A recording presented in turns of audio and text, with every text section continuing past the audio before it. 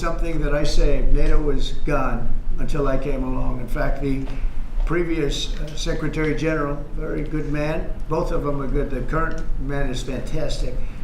But both of them have said, if it wasn't for Trump, you wouldn't even have a NATO, because we were paying the cost of almost all of the countries. And now they're paying. I said, we're not going to do this. We're not going to continue.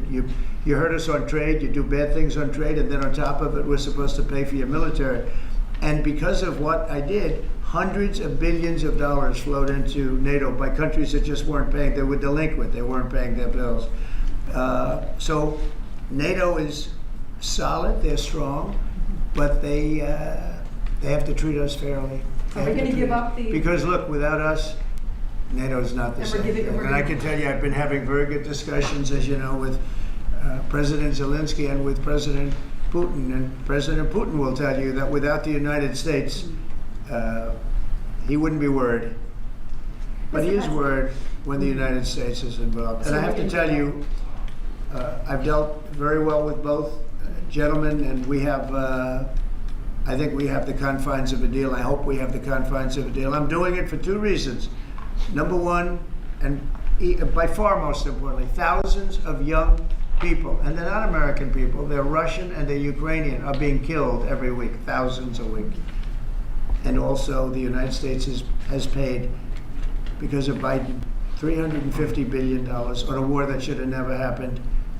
If we had a competent president in this sitting right here, that war would have never happened. It would have absolutely never happened with me. And it didn't happen. For 4 years, it didn't happen. Mr. President, do you think you have the authority, the power to round up people, deport them, and then you're under no obligation to a court to show the evidence against them? Well, that's what the law says, and that's what our country needs, because we were, unfortunately, they allowed millions of people to come into our country, totally unvetted, totally unchecked. So you ought to ask, did he have the authority to allow millions of people? Did Biden have the authority to do something that's unthinkable?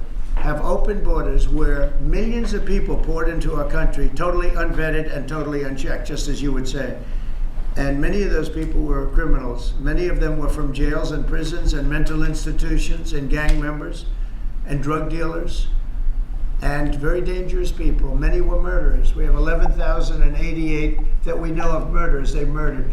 Of that number, at least half killed more than one person. They're in our country. They're in a location near you. Biden allowed that to happen to our country. And his people that really ran the country. And the person that operated the auto pen, I think we ought to find out who that was, because I guess that was the real president. So when you ask me if we have the authority, did Biden have the authority to allow millions of people to come into our country? Many of these people, hardened criminals at the top of the line who have caused tremendous damage in our country. You see them in New York City fighting with our police. I mean, literally having fist fights in the street with our police. These are tough, hard criminals. Many of them came out of jails, and not just South America, from all over the world. They came out from Africa, from the Congo. They came out from Asia. Not just South America, but many from South America. These are hard, tough criminals, and we have to get them out. And a judge sitting behind a bench someplace got a nice appointment. You can't take that away from the people that are responsible. Now, in this case, Marco Rubio has a lot of big decisions to make, and he's a fantastic person, a great man. I think he'll be our best. I think he has a chance to be our best Secretary of State.